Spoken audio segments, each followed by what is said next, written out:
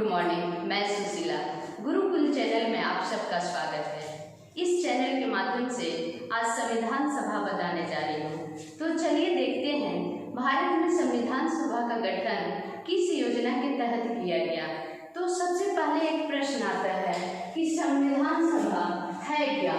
तो संविधान नियमों कानूनों का एक ऐसा संग्रह जिसके द्वारा मानव का सर्वांगीण विकास किया जाता है, तो उसे संविधान कहते हैं। संविधान एक लिखित दस्तावेज है जिसके द्वारा किसी देश की शासन व्यवस्था को सुचारू रूप से चलाया जाता है। इसके दो रूप होते हैं, मौखिक और लिखित। भारत का लिखित संविधान पूरे विश्व में पहला स्थान है, अर्थात इतना बड़ा पूरे विश्व में 192 देशों में कोई भी बड़ा लिखित संविधान नहीं है। अब ये जनसंख्या की दृष्टि से देखा जाए तो भारत दूसरे स्थान पे, और क्षेत्रफल की दृष्टि से देखा जाए तो भारत 7वें स्थान पे। अब इतनी बड़ी आबादी वाले देश होते हुए भी भारत में लोकतांत्रिक व्यवस्था सुदृढ़ रूप से चलाई जाती है। अगर हम लोग देखते हैं कि किस योजना के तहत भारत में संविधान सभा का गठन हुआ, तो सर्वप्रथम 1885 में जब भारतीय राष्ट्रीय कांग्रेस पार्टी की स्थापना हुई थी, उसी समय क्रांतिकारियों ने राजनीतिक चेतना जागृत की थी और उनकी यह धारणा बन चुकी थी कि भारत के राजनीति का भविष्य मैं अर्थात हम भारतवासी खुद तय करेंगे। और इस धारणा को उद्गार करते हुए महात्मा गांधी ने 1922 में ऐसा कहा भी कि भारत का संविधान भारतवासियों की इच्छा के अनुसार ही होगा।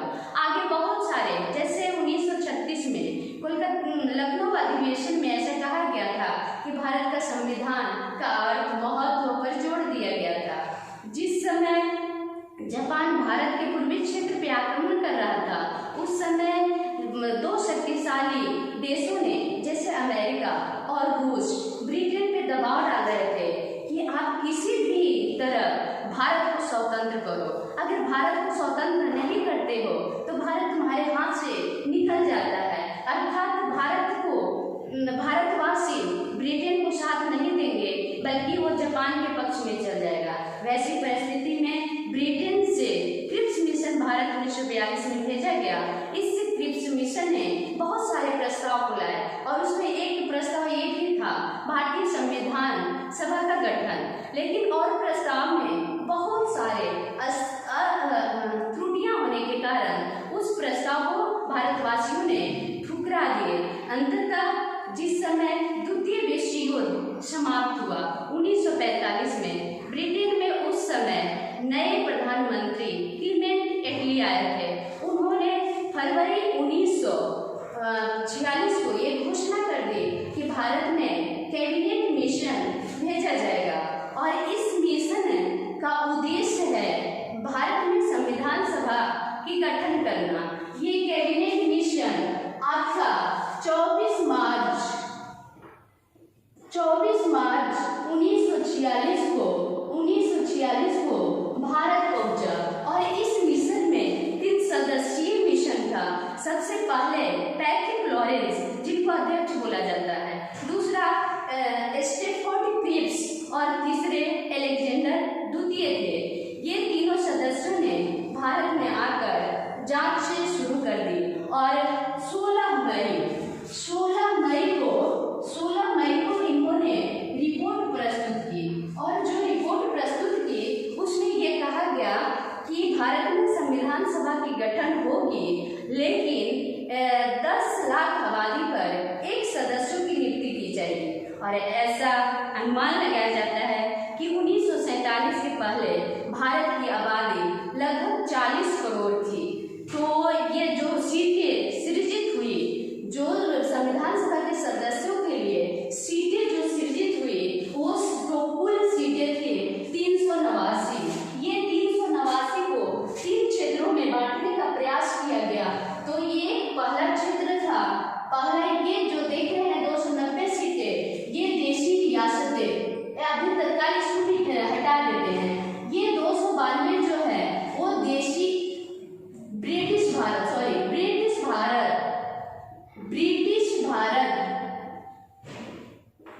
ब्रिटिश भारत। ये ब्रिटिश भारत अर्थात जिस पर अंग्रेजों ने प्रत्यक्ष नियंत्रण किया था, वो 292 सीट यहाँ ये निर्वाचित होकर आए। 292 सीट जो थे ये निर्वाचित होकर आए। और दूसरा आप देख रहे हैं 93, ये 93 सीट दूसरे क्षेत्र देशी रियासतों से, देशी रियासतें, ये देशी रियासतें से आए ये 93 सीट। और जो अभी हम बात कर रहे थे कि 4 और कमिश्नरी क्षेत्र है, 4 और कमिश्नरी क्षेत्र है, ये चारों कमिश्नरी क्षेत्र कौन कौन थे उसको प्लस हम यहाँ करते हैं, अर्थात 292 प्लस 4, ये 4 कमिश्नरी क्षेत्र थे। और ये जैसे अभी केंद्र शासित प्रदेश है, उसी तरह से ब्रिटिश शासन के समय 4 कमिश्नरी क्षेत्र थे। इसको फार्मूला से हम लोग आसानी से याद कर सकते हैं और इसका फार्मूला है ABCD। अब देखना है ABCD तो सबको आता है, तो यहाँ देखना है कि क्या होगा, ए से कौन सा क्षेत्र, तो ए से होता है अजमेर, अजमेर जो वर्तमान राजस्थान में है, और बी से होता है बलूचिस्तान जो वर्तमान पाकिस्तान में है, और सी से है कुर्ग जो कर्नाटक में है, और डी से है जो अभी भारत देश की राजधानी दिल्ली है। तो ये कितनी आसानी से ये फार्मूला से हम लोग ये 4 कमिश्नरी क्षेत्र को याद कर सकते हैं। तो ये जो सीटें थी टोटल 296 ये निर्वाचित हुए थे, लेकिन ये 93 सीटें देशी रियासतें की जो थी ये कहते हैं कि मनोनयन थे, यानी मनोनीत थे।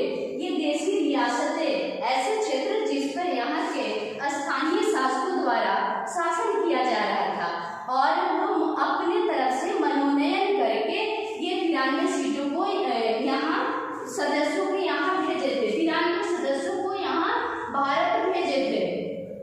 अब देखना है कि जब पहली बैठक संविधान सभा का, अब यहाँ एक प्रश्न और, यहाँ ये जो गठन हुई थी कब हुई थी, तो ये हुई थी जुलाई में।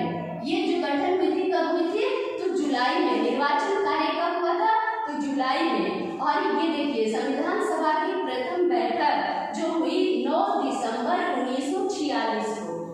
संविधान सभा की पहली बैठक आप लोग से पूछा जाएगा, संविधान सभा की पहली बैठक कब हुई, तब ये हुआ 9 दिसंबर 1946 को।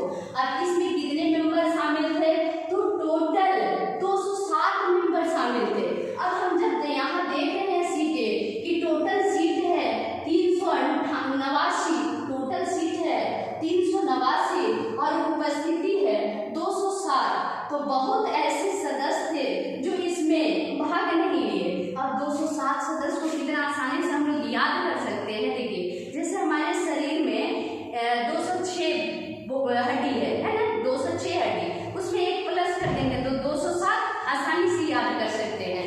अब देखना है कि इसमें कौन कौन लोग भाग नहीं लिए थे। तो पहला कि जो 73 सीटें मुस्लिम लीग के लिए, 73 सीटें जो थी वो मुस्लिम लीग के लिए थे, ये नहीं आए थे 73।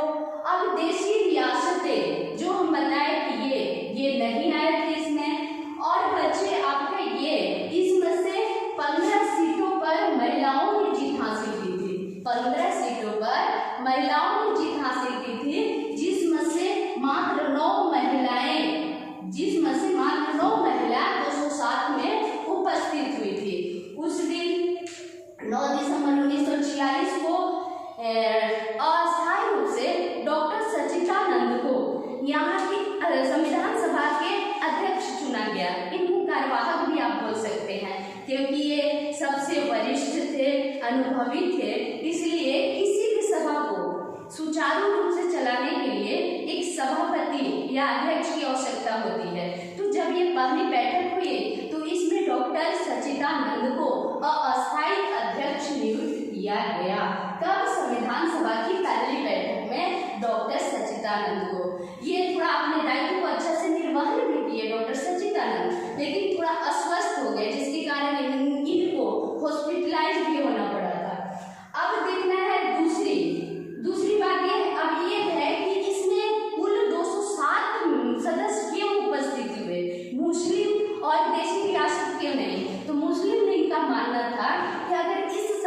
सभा का हम समर्थन करते हैं, तो जो अलग पाकिस्तान की मांग करते हैं शायद ये पाकिस्तान हमको नहीं देंगे, इसलिए उसने बहिष्कार किया। आप यहाँ देख रहे हैं कि मुस्लिम लीग और देशी रियासतों ने बहिष्कार किया। अब देशी रियासतों के मन में भी ये शंका थी कि अगर इस संविधान सभा में हम भाग लेकर सपोर्ट करते हैं संविधान निर्माण करने में, तो हो सके हम लोग की रियासत को भारत के साथ मिला दिया जाए या फिर कहाँ क्या किया जाएगा, डाउट थी, शंका थी, इसलिए वो इस सभा में उपस्थित नहीं हुए शंका के कारण। अब दूसरी बैठक जो हुई, ये दूसरी बैठक 11 दिसंबर 1946 में, मात्र 2 दिन के अंतराल में, 11 दिसंबर 1946 में इस बैठक में लगभग सदस्य उपस्थित हुए, उसमें से अध्यक्ष चुना गया। ये निर्वाचन विधि द्वारा, यहाँ जो हम लोग पढ़े कि दिसंबर में 9 दिसंबर को डॉक्टर सच्चिदानंद को निर्वाचित किया गया, तो ये ऐसे ही मनोनीत, निर्वाचित नहीं मनोनीत किया गया था, उनको मनोनयन के आधार पर माना गया था। लेकिन जो हम 11 दिसंबर दूसरी बैठक जो हुई संविधान सभा के, इसमें डॉक्टर राजेंद्र प्रसाद को निर्वाचित किया गया, चुना गया। इसलिए संविधान सभा के अध्यक्ष के लिए डॉक्टर राजेंद्र प्रसाद को चुना गया। डॉक्टर राजेंद्र प्रसाद बिहार गांधी के नाम से भी जाने जाते हैं। इनका जन्म बिहार में ही हुआ है। जिस समय गांधी जी चंपारण सत्याग्रह में भाग लेने गए थे, उस समय डॉक्टर राजेंद्र प्रसाद वहां उपस्थित थे और ये गांधी जी के फिलोसफी से काफी प्रभावित थे, इसलिए डॉक्टर राजेंद्र प्रसाद को बिहार गांधी के नाम से जाना जाता है। 24 जनवरी 1950 से लेकर 1962 तक ये भारत के राष्ट्रपति के रूप में रहे। सबसे अधिक राष्ट्रपति के रूप में रहने वाले यही हैं डॉक्टर राजेंद्र प्रसाद। 24 जनवरी 1950 से लेकर जब तक चुनाव 1952 तक नहीं हुआ था, तब तक ये संविधान सभा द्वारा राष्ट्रपति चुने गए थे और बाद में चुनाव के माध्यम से भी ये 2 बार राष्ट्रपति के पोस्ट को संभाले थे। अब देखना है तीसरी बैठक, संविधान सभा की तीसरी बैठक, ये 13 दिसंबर 1946 को हुआ। बस 2 दिन का अंतराल है, कितना आसानी से याद हो सकता है। 9, 11, 13, 9, 11, 13, ये तीनों लगातार दिसंबर में ही हुआ। ये 13 दिसंबर 1946 को इसमें उद्देश्य प्रस्ताव रखा गया, उद्देश्य प्रस्ताव, और ऐसे व्यक्ति के द्वारा उद्देश्य प्रस्ताव को रखा गया जो पूरा भारत में लाल किले पर झंडा फहराने के लिए रिकॉर्ड हासिल कर चुके हैं। और ये कौन हो सकते हैं, ये अनुमान लगा सकते हैं, ये पंडित जवाहरलाल नेहरू थे, जो हमारे प्रथम प्रधानमंत्री थे। ये उद्देश्य प्रस्ताव लाए, भारत संविधान सभा की बैठक में उद्देश्य प्रस्ताव को लाए। उस दिन इस प्रस्ताव को पास किया जा सकता था, लेकिन संख्या कम होने के कारण महान हस्ती, व्यक्तित्व के धनी व्यक्ति डॉक्टर भीमराव अंबेडकर ने मना कर दिया कि पहले ये जान तो ले कि इस सभा में मुस्लिम लीग भाग लेना चाहते हैं कि नहीं, देशी रियासतें के सदस्य इसमें भाग लेना चाहते हैं कि नहीं। और इसी बात पर रखते हुए थोड़ा आगे के डेट के लिए इसे टाला गया और ये तुरंत 14 दिन नहीं 22 जनवरी 1947 को उद्देश्य प्रस्ताव को पारित कर दिया गया। 22 जनवरी 1947 को उद्देश्य प्रस्ताव पारित हो गया, जो बाद में भारतीय संविधान के उद्देशिका या प्रस्तावना के रूप में जाना जाता है, उद्देश्य प्रस्ताव। अब यहाँ शब्द आते हैं डॉक्टर अंबेडकर। ये प्रतिभा बाल्यकाल से ही प्रतिभा की धनी व्यक्तित्व अपना पहचान बनाने वाले और महान हस्ती रखने वाले भीमराव अंबेडकर, जो आप जान सकते हैं कि विकट परिस्थिति, कैसी परिस्थिति थी हमारे समाज में उस समय कि अछूतों को, दलितों को किस दृष्टि से देखी जाती थी, वैसी परिस्थिति में ये सारी बाधाओं को दूर करते हुए इतने आगे निकल चुके थे कि इन्हें आज संविधान सभा के जनक कहा जाता है। संविधान सभा का जनक कहा जाता है। अगर देखा जाए तो डॉक्टर अंबेडकर पूरे भारत में शैक्षणिक क्षेत्र में सबसे अधिक डिग्री प्राप्त करने वाले 32 डिग्रियां प्राप्त करने वाले प्रथम व्यक्ति हैं। प्रथम नहीं, अभी तक यही रिकॉर्ड बनाया है। 32 शैक्षणिक डिग्रियां प्राप्त की हैं डॉक्टर भीमराव अंबेडकर। इन्हीं को संविधान सभा के जनक कहा जाता है। एक और बात आती है, जनक के साथ साथ जननी के.वी. राव, ये महान व्यक्ति के.वी. राव, इन्होंने कहा कि अंबेडकर सिर्फ जनक ही नहीं बल्कि जननी ही है। संविधान सभा के जनक ही नहीं बल्कि जननी है। अब कुछ इनसे संबंधित इनका बायोग्राफी आप लोग जब पढ़िएगा तो कुछ समझ में आएगा। भीमराव अंबेडकर जब प्रारंभ में संविधान सभा के गठन के लिए जो चुनाव हो रहा था तो ये मुंबई से उठे थे, चुनाव के उम्मीदवार के रूप में मुंबई से उठे थे और ये मुंबई की सीट हार चुके थे। इनको हारना ही कहिए, हरा दिया गया था, क्योंकि भारतीय क्रांतिकारी ये चाहते थे कि अंबेडकर संविधान सभा में सदस्य के रूप में नहीं आए।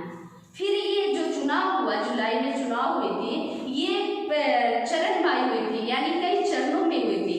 तो ये पूर्वी बंगाल से उठे थे, बंगाल के पूर्वी भाग से ये उठे थे चुनाव के रूप में और वहाँ मुस्लिम लीगों ने समर्थन करके भीमराव अंबेडकर को सफलता दिलाई और एक वे सीट पर जीत गए।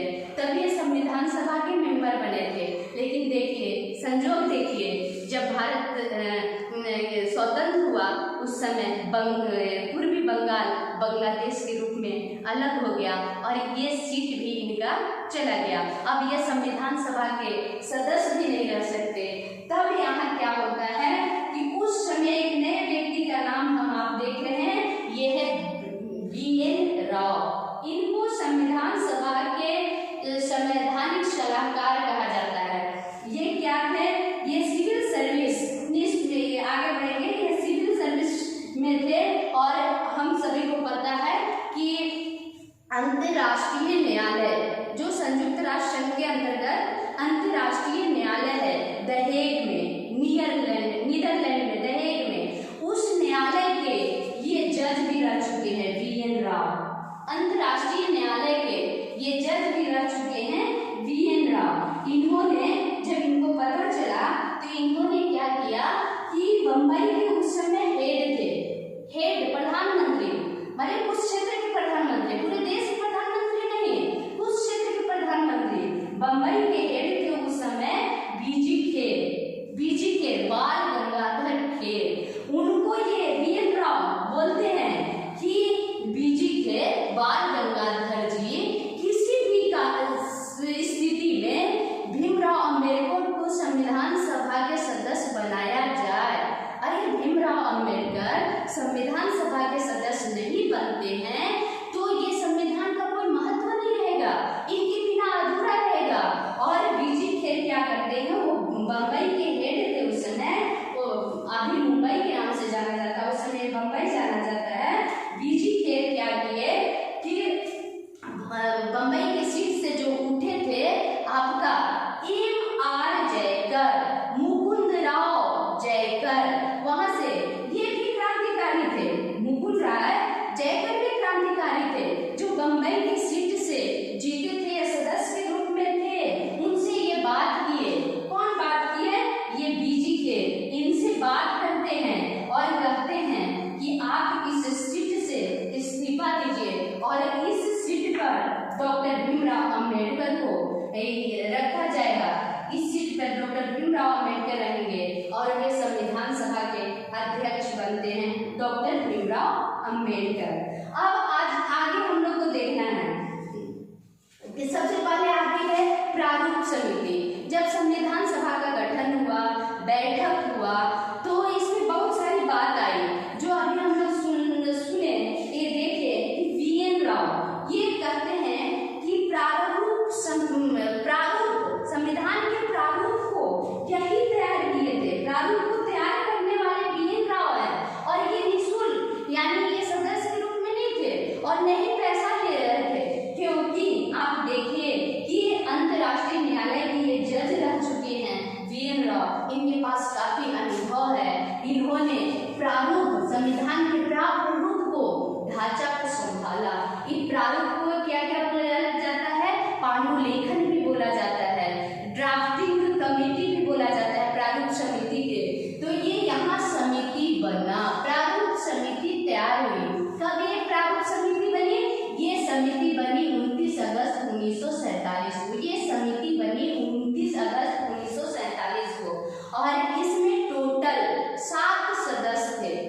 टोटल प्रारूप समिति के सदस्य कितने थे प्रारूप समिति में? तो 7 सदस्य थे, जिसमें अध्यक्ष के रूप में किन्हें चुना गया? डॉक्टर भीमराव अम्बेडकर को। अध्यक्ष के रूप में कौन चुने गए? प्रारूप समिति के अध्यक्ष कौन है? डॉक्टर भीमराव अम्बेडकर। लेकिन यहाँ प्रश्न पूछता है कि प्रारूप संविधान सभा के प्रारूप कौन तैयार किया? तो हम लोग सबसे पहले बोल देते हैं कि डॉक्टर अम्बेडकर। नहीं, प्रारूप तैयार करने वाले आपके B.N. राव हैं। B.N. राव और कहते हैं निःशुल्क बिना शुल्क के प्रारूप ढांचा पांडुलेखन ये तैयार करते हैं B.N. राव। अब होता है कि संविधान सभा में कुल कितने अधिवेशन हुए? अधिवेशन तो ऐसा इंपोर्टेंट दिखाया जाता है कि संविधान सभा में 11 अधिवेशन प्लस एक आप देख रहे हैं, एक यहाँ डाउट करता है एक क्या? तो 24 जनवरी 1950 को जो बैठक हुई थी, 24 जनवरी 1950 को जो बैठक हुई थी, उस बैठक को अधिवेशन के रूप में ही माना गया है। इस बैठक को अधिवेशन के रूप में ही माना गया है, इसलिए टोटल अधिवेशन जो हुआ वो कितना हुआ? तो टोटल अधिवेशन हुआ 12 टोटल। अगर कहीं आएगा, कहीं ये अलग से अलग जानने के लिए ऐसा बताया गया, अगर कहीं आएगा कि संविधान सभा के टोटल अधिवेशन कितने हुए थे, तो आप ही क्या बताएंगे? अगर 11 12 आएगा, 11 ऑप्शन नहीं रहे तो तुरंत वहां टिक कर देना है क्या पे? 12 पर। यानी ये 24 जनवरी 1950 को जो बैठक हुई थी, 24 जनवरी 1950 को जो बैठक हुई थी, उसे भी अधिवेशन में ही शामिल किया गया है। अब देखना है कि 26 नवंबर संविधान बनकर तैयार हुआ। संविधान बनने में कितना समय लगा? 2 वर्ष 11 महीना 18 दिन। संविधान बनने में कितना समय लगा? 2 वर्ष 11 महीना 18 दिन और लगभग 64 लाख रुपए इसमें खर्च हुए थे। 64 लाख रुपए इसमें खर्च हुए थे और ये बनकर कब तैयार हुआ? 26 जनवरी 1949 को लिखकर तैयार हो गया। 26 जनवरी 1949 को यह तैयार हुआ। ऐसा कहा जाता है कि 26 जनवरी 1949 को जब ये बनकर तैयार हुआ तो उस दिन 15+1 है, यानी कुल अगर देखा जाए तो कुल 16 अनुच्छेद को पारित कर दिया गया था उसी दिन से। 26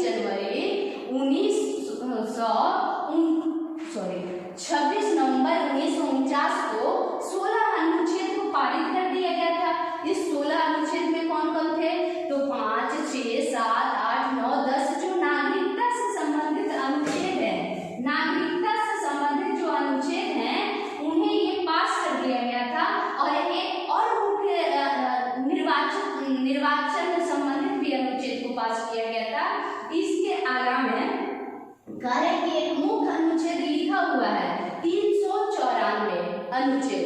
300 अनुच्छेद संख्या है, ये कुल नहीं, अनुच्छेद नंबर 394, इसको भी उसी दिन पास किया गया। तो इसमें विशेष क्या है?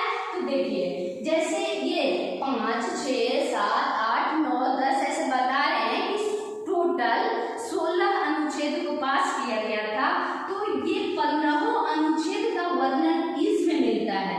अनुच्छेद 394 में ये 15 अनुच्छेद का वर्णन 394 में है कि 26 नवंबर 1949 को ये 15 अनुच्छेद को पास कर दिया गया।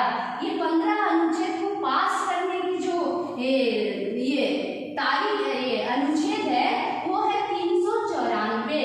अनुच्छेद 394 में वर्णन है कि ये 15 अनुच्छेद को पास, अनुच्छेद संख्या नहीं, टोटल 15 अनुच्छेद को। तो ये 94 में कुल अनुच्छेद कितने पास किए गए? 16 अनुच्छेद पास किए गए। जिस समय ये पास किया गया उस समय कितने हस्ताक्षर हुए थे? तो 294 सदस्यों के हस्ताक्षर, 284 सदस्यों के हस्ताक्षर हुए थे। 284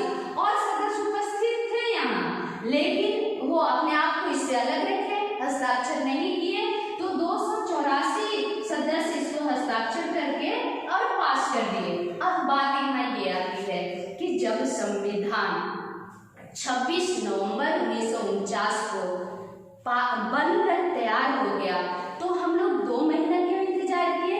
इसके लिए हम लोग 26 जनवरी क्यों इंतजार किए 2 महीना?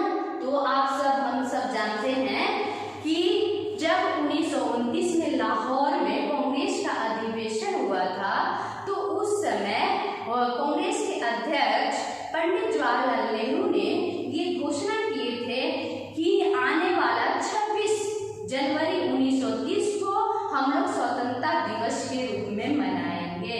26 जनवरी 1930 को स्वतंत्रता दिवस के रूप में मनाएंगे। 1930 को स्वतंत्रता दिवस के रूप में मनाएंगे। और 1947 के पहले हर 26 जनवरी को स्वतंत्रता दिवस के रूप में मनाया भी जाता था। और इसी दिन को इतिहास में अमर रखने के लिए हम लोग 2 महीना वेट किए। भारतवासी हम सभी 2 महीना इंतजार किए कि 26 जनवरी को इस नए संविधान को लाया जाएगा। और इसी 24 जनवरी देखे, इसी दिन डॉक्टर राजेंद्र प्रसाद को राष्ट्रपति बना दिया गया था। घोषणा कर दी गई थी कि डॉक्टर राजेंद्र प्रसाद राष्ट्रपति हैं। अब बात रही कि जिस समय संविधान बनकर तैयार हुआ, तो मूल संविधान में कितने अनुच्छेद, कितने भाग और कितने अनुसूचियां थी? तो ध्यान रखने की बात है कि उस समय 8 अनुसूचियां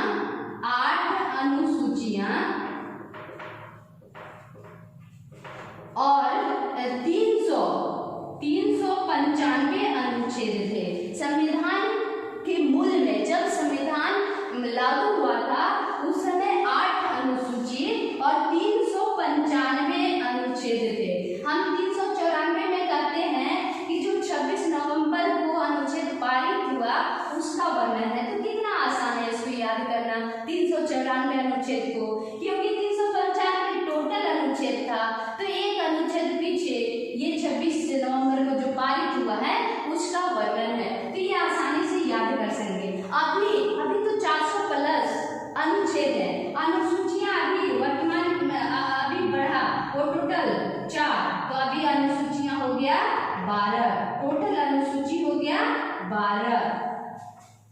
अब है जब संविधान 26 जनवरी 1950 को लागू हो गया, तो आपको हम सब जानते हैं कि भारत एक गणतंत्र देश बन गया। और 2 दिन के बाद उच्चतम न्यायालय की स्थापना भी कर दी गई। 26 जनवरी के 2 दिन बाद अर्थात 28 जनवरी 1950 को भारत में सर्वोच्च न्यायालय की स्थापना की गई, जबकि इसके पहले अंग्रेज भी अपने समय में कोलकाता में सर्वोच्च न्यायालय की स्थापना किए थे। तो चलिए देखते हैं, जब संविधान बन गया, अब सारा चीज तैयार हो गया। इसके पहले जब संविधान बन गया, तैयार हो गया, तो एक और बात आती है, लागू होने के पहले की बात है। एक और बात आती है कि संविधान को पांडुलिखी अर्थात हाथ से लिखना था। तो अब सबसे अच्छा राइटिंग किसका है, किसको बुलाया जाए उसको लिखने के लिए? तो काफी विचार विमर्श के बाद पता चला कि महान व्यक्ति जिनका लिखावट कैलीग्राफी जिसको बोलते हैं, रचनात्मक लिखावट, वो व्यक्ति थे आपका कौन? प्रेम बिहारी नारायण राय जादा। इनका पूरा नाम है प्रेम बिहारी नारायण राय जादा।